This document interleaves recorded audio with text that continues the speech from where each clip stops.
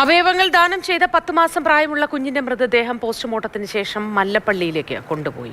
കുട്ടിയുടെ 2 വൃക്കകളും തിരുവനന്തപുരം SIT ആശുപത്രിയിൽ ചികിത്സയിലുള്ള 10 വയസ്സുള്ള കുട്ടിക്കാണ് മാറ്റിവെക്കുന്നത്. കരൾ രോഗം ബാധിച്ച 6 മാസം പ്രായമായ കുഞ്ഞിനാണ് കരൾ മാറ്റിവെക്കുന്നത്. കുഞ്ഞിന്റെ ഹൃദയ വാൽവ് തിരുവനന്തപുരം ശ്രീ ചിത്ര ഇൻസ്റ്റിറ്റ്യൂട്ടിനും നേത്രപടലം കൊച്ചി അമൃത ആശുപത്രിക്കും കൈമാറി. തിരുവനന്തപുരത്ത് അവയവമാറ്റ ശസ്ത്രക്രിയകൾ നടക്കുന്ന ആശുപത്രികളിൽ നിന്നും നമ്മുടെ പ്രതിനിധികൾ ചേരുന്നുണ്ട്. TS ഹരികൃഷ്ണയും അമൽ തേനമ്പറമ്പിലുമാണ് ചേരുന്നത്. TS ഹരികൃഷ്ണ തിരുവനന്തപുരം മെഡിക്കൽ കോളേജിലാണ്, അമൽ തേനമ്പറമ്പിൽ തിരുവനന്തപുരത്തെ സ്വകാര്യ ആശുപത്രി കിംസിലാണ് ഉള്ളത്. ആദ്യം ഹരികൃഷ്ണയിലേക്ക്.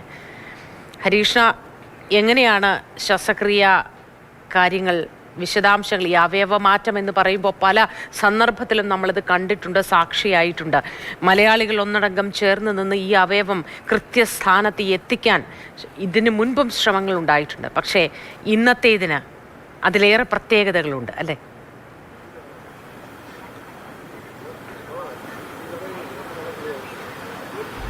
അതെ അതെ, ഉറപ്പായിട്ടുമുണ്ട്. ഇന്നലെ ആ മഹാദൗത്യം നമ്മൾ മാതൃഭൂമി ന്യൂസിലൂടെ പ്രേക്ഷകരൊക്കെ കണ്ടതാണ്. അതിന്റെ തുടർച്ചയാണ് തിരുവനന്തപുരത്തെ ആശുപത്രികളിൽ നടക്കുന്നത്.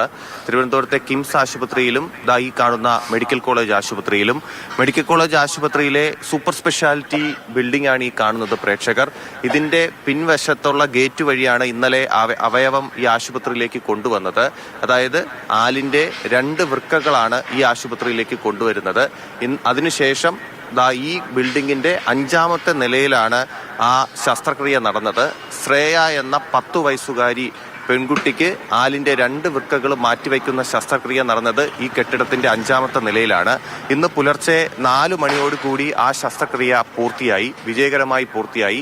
ഇന്നലെ കണ്ട ആ മഹാദൗത്യത്തിന്റെ തുടർച്ചയാണ് മെഡിക്കൽ കോളേജ് ആശുപത്രിയിലെ ഡോക്ടർമാർ അതിന്റെ തുടർച്ചയായിട്ടുള്ള ദൗത്യം ഏറ്റെടുക്കുകയായിരുന്നു. ആ ദൗത്യം ഇന്ന് പുലർച്ചെ 4 മണിയോടുകൂടി ആശുപത്രിയിലെ ഡോക്ടർമാർ പൂർത്തിയാക്കുകയും ചെയ്തു.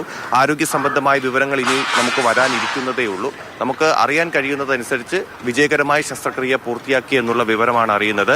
നമ്മൾ എടുത്തു പറയേണ്ട ഒരു പ്രധാനപ്പെട്ട കാര്യം, അതായത് ഈ 2 വൃക്കയും ഒരു 10 വയസ്സുള്ള ഒരു ചെറിയ കുട്ടിയിലേക്ക് മാറ്റിവെക്കുന്ന ശസ്ത്രക്രിയ ഇതാദ്യമായിട്ടാണ് നടക്കുന്നത്. ആ ഒരു കാര്യമാണ് ഇന്നലെ രാത്രി ആരംഭിച്ച് ഇന്ന് പുലർച്ചെ അവസാനിച്ചിരിക്കുന്നത്. ഇപ്പോൾ കിംസ് ആശുപത്രിയിൽ ശസ്ത്രക്രിയ പുരോഗമിക്കുന്നതേ ഉള്ളൂ.